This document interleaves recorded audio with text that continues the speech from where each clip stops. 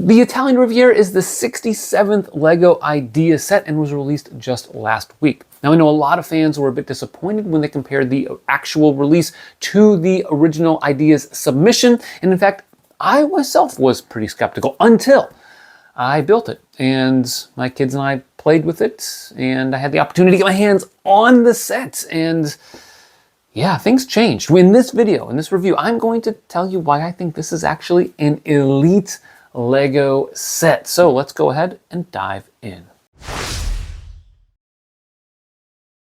The usual 18+ box is used for this set. Like the Schloss Neuschwanstein, it also has the Balrog orange glow emanating from behind the set. I think it's a lost opportunity to show off some of the scenery of the Italian Riviera itself. The back of the box shows off various detailed images of the set, highlights the modularity, and tells you that it is 13 inches wide and 9 inches tall. For context, that equates to about 40 studs wide.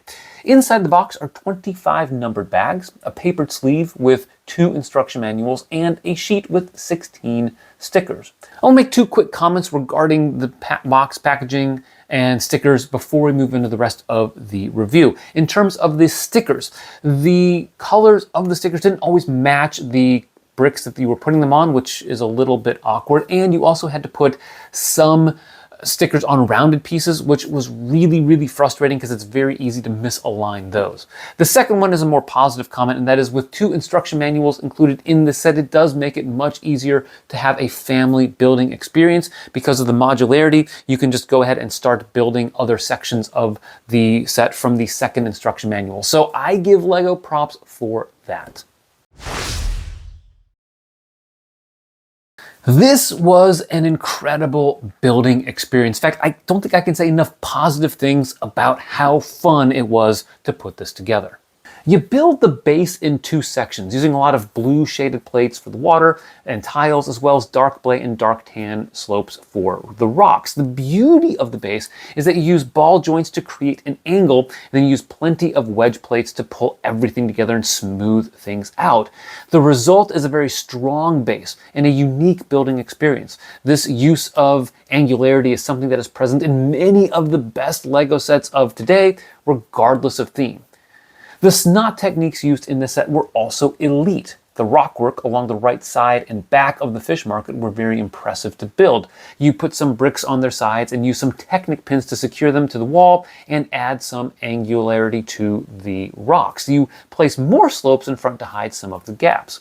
Some other snot techniques that stood out to me include the chimney above the fish market, which isn't super creative, but I appreciated how narrow that was. It fit the context of the set a bit better.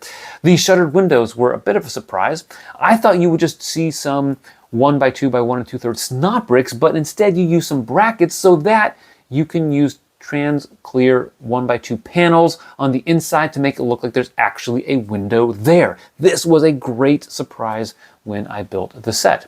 At the top of the gelato building, there are 1x2 clear tiles placed inside 1x4 arches to create a window. This is not a technique that I see very often in Lego sets, although there was something similar in the downtown diner, but that helped to make this build pretty special. Inside the gelato building, there are a lot of fun building techniques, such as some snot work for the refrigerator, this 3-piece lamp that my daughter really loved, the corner cupboards in the kitchen, and a cool freezer that has a popsicle. Oh, and you have this ice cream cone mural. There's even a little napkin dispenser on top of the counter, which was a really fun inclusion to the interior. One thing that I didn't know until I built the set is that the second levels of the gelato and scuba shops are connected. Now, that's important because the stairs that lead up to this level begin in the scuba shop, and it was an incredibly fun build. The whole thing is snotted. It's just incredible to see how it comes together. Now, we'll talk about the rest of the interior later, but I did want to show off this small TV that uses some cool snot techniques that sits upon a nicely built table. We've mentioned angles, we've mentioned snot work. It's also appropriate for us to mention the nice parts of usage, including the black candles and spoons used for the fencing along the scuba building balcony, 3 different ways of building antennas, Technic panels as clothes hanging out to dry, a harpoon that's used as a stair rail, a la the Green Grocer from way back in 2008, sausages for the window detailing, and this Technic disc used as a table. There were only a couple of drawbacks in terms of the building experience that I could tell you about. The first is the cobblestone walkways, which are really, really nice in effect, but they are a little tedious to put together. If you have a second pair of hands to help you with that, I think that would be recommended. The second part is the roof. Now, the roof that Lego's chosen to do for these is based out of practicality, that you can easily remove them like I've done right here. The actual building techniques are not as cool as the ones that were used in the official submission to Ideas. Those roofs are more like those found in the Palace Cinema modular building, but these are going to help with the modularity component and getting your hands inside the interiors to play with the set. It's a trade-off, but one that in terms of display value, I would say the original is better than this one. This is an elite parts pack. There's over 3,200 pieces in this set, and I think the word to describe them is versatility. You will add a lot of very, very useful pieces to your collection. Now we're going to go over all of the brand new colors and parts in just a moment, but I do want to highlight just how versatile some of these pieces are going to be for your collection first. There are 60 regular and modified bricks in dark orange. There's 96 in cool yellow, 117 in the newer reddish orange color, and 127 in light nougat. Some of these colors are more common than others, but that you're getting a lot of bricks in them is great if you want to build any sort of structure. There were also around 450 tiles in various colors. You have doors, windows, and plenty of modified plates. There are even 89 1x2 double curved slopes in dark orange, plus 50 or so 1x1 double curved slopes in medium nougat. For the new parts and colors, there's this 2x2 printed tile with pesto pasta, the 1x5x2 raised arch in dark tan, the 1x1 by 1 2/3 snot bricks in reddish orange, green ingots, the bright light blue air tanks for all you classic space fans, the 1x3x3 arch in light nougat, the 6x1 slope in light nougat, and this light aqua boat. Other interesting and rare pieces include a kitten in dark tan for the second time, the 2x2 half circle tile in bright pink for the second time, the 6x1 slope in cool yellow for the second time, a dark turquoise scooter for the fourth time, the sausage in white for the fifth time, and the curved bar in black that is new this year. To summarize the building experience in the pieces, it seemed like every step, every new thing that we built had a really interesting technique or just was really fun to put together, and the parts are absolutely incredible. I actually am really looking forward to seeing what people come up with on Rebrickable in terms of other variants of this or even potentially modular buildings. That's just how good this piece collection is. You get 10 minifigs in this set, which I think is a decent number. It's certainly enough to fill out your cobblestone streets in this set. There are 8 adults and 2 children, one of which appears to be a teenager with the posable shorter legs. Most of the minifigs aren't too special. For many, there's the occasional unique piece in their ensemble. For instance, the scooter lady has a common hoodie torso, a relatively common one, but her reddish brown hairs only come in that color twice before. The young girl has a relatively rare torso that has only appeared twice before. It has a raccoon and some bright light blue hearts. The blonde woman has a tan trench coat torso with a black sweater, which is only making its 5th appearance. However, there are some minifigs that stand out. The elderly woman has a new torso and legs. The torso has a light aqua apron with flowers and strawberries, along with dark turquoise straps and a beaded necklace. The apron extends to her legs via printing and also has some flowers on her pockets. The elderly gentleman has a new torso, a tan jacket with a lavender vest, a white shirt, an orange tie, and a scarf. Besides those two, I will say one of my favorites is the fisherman. He's the only minifig that gets dual-molded legs. His torso has a nice tan sweater and dark green jacket, although it is covered up by his orange life jacket. Non-licensed idea sets typically aren't known for their minifigs, and I would say this continues that trend. They're solid minifigs, they aren't spectacular. If I was critiquing them, I would say a little bit more printing on the legs or maybe some dual-molded legs to add in with some of these characters would benefit the set a little bit. The final set is just absolutely gorgeous. There's so many details inside and outside that you just kind of look at it and study it for a little bit to appreciate everything that goes into it. Starting with the front left, there are some steps that lead up to the cobblestone streets with a walkway that allows you to access all of the shops. Each of the entrances are built differently. Interestingly, the fish market has no actual door to it. The turquoise table with an orange umbrella provides an opportunity for your minifigs to enjoy their gelato on the street.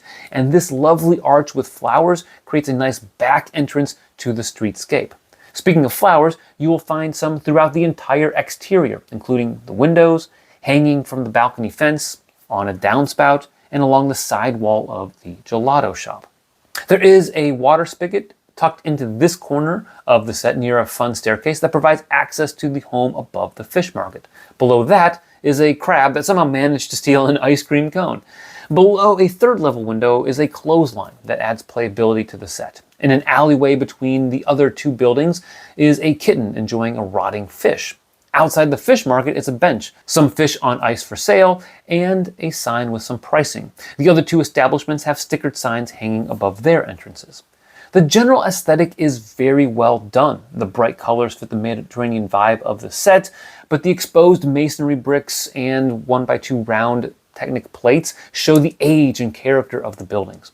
The cobblestone street looks similarly old and worn in, yet comforting at the same time, and the boat has a nice nook in which to dock. The windows, largely without working shutters, have some nice detailing around them, and there are plenty of small texture details to avoid the flat, blank wall syndrome. The interiors are chock full of details. The fish market has a work table, a sink, plenty of fish, and a register. The apartment above it has a simple kitchen, some rugs, and a table on the main level and a bedroom with a small shower above that. The balcony is a great location, as I can imagine there being an expansive view of the sea. The scuba shop has some bait, life jackets, arm floaties, oars, and that bright light blue air tank, along with some stairs to the second level. Through the hallway is a studio bedroom with a kitchen that has a refrigerator and lots of cupboard space. Below that is the gelato shop with some ice cream cones, the mural I mentioned earlier, the freezer, and some pints of gelato in the main cabinet. All of the space in the set, inside and out, is very well used. There's almost no wasted space in it or around it, which I think shows just how much thought was put into executing the original ideas submission and making it consistent with the subject matter. This was a ton of fun to build, and it looks great on display. And if you were to ask me to give you some comparison sets, I think I would give you 3 sets/styles of sets. The first is that the cobblestone reminded me of the Eldorado Fortress. And I know some people didn't like that set, but I really enjoyed that. The nostalgia kick was pretty high for me, but also working that ramp with the rock work was really fun. And this reminds me of that. The second is with all of the details on the exterior of the buildings and the building techniques that are really interesting, reminded me of a modular building, the Tudor Corner, the Natural History Museum, buildings like that. The third comp that I would give you are the Ninjago city sets because of all of the details inside and out of this set, as well as quite a few mini builds that were just really creative and fun to put together, eye-opening in terms of building techniques, and that's something that I usually see in the Ninjago city set. So those are 3 really high praise comps for me. Now I will note that there are some discrepancies between this and the original idea submission, namely the roofs, the shutters, the lack of beach area, and things like that. Now, I do think that the roofs, valuing the practicality of lifting them off, maybe detracts from it a little bit, as opposed to the look of the and building techniques of the original submission. But I do think this set rises above some of those discrepancies. I think the angularity to the set, especially with the base, is an improvement from the submission. And I think, honestly, the color scheme, I prefer this color scheme to what was in the original submission. So to me, it kind of comes out in the wash a little bit. You lose a couple things, but you gain some others. In terms of the cost, this is, one of those issues that Lego fans are definitely a little upset about, broadly speaking, this year. And this one retailed for $300 US. I think originally the rumor was that this would be $270, $280. And I think that's definitely a sweet spot. For over 3,200 pieces, 10 minifigs, $300 is not a terrible value for this set. I will note that, the Botanical Garden is $30 more, but it's 500 pieces and 2 minifigs more. So I definitely think this one fits right around that $270, $280 price range better than 300. So if you can find it for 10% off, that would be, I think, ideal in terms of when to jump on it. If it's double insiders points and you get that 10% cash back on a future purchase, and that's enough for you, along with maybe a gift with purchase, then that can work. But I would recommend maybe waiting a little bit for a deal, unless you really want to add this to a collection or rebuild it into a modular building to get into your modular city as quickly as possible. So for all those reasons, the good and some of the small criticisms, I'm going to give this one a 9.5 out of 10, which is a pretty elite score for us. I don't give a lot of 9s, I don't give a lot of 10s, and I just don't think a lot of sets are truly elite. This is one of those sets, and I think it's a great addition. I look forward to seeing what people are going to come up with on Rebrickable. I might transfer this into a modular style building, we'll see, but there's a lot of really cool elements to this particular set that I strongly recommend you get it. If you like ideas, if you like modular buildings, if you like just nice display pieces, even if it's something you want to play with your kids, it works really well for that. So the versatility is a huge strength of this set. I hope you enjoyed this independent review and that it helped you make up your mind as to whether or not you want to buy this set. Thanks for watching, and always remember to keep building together.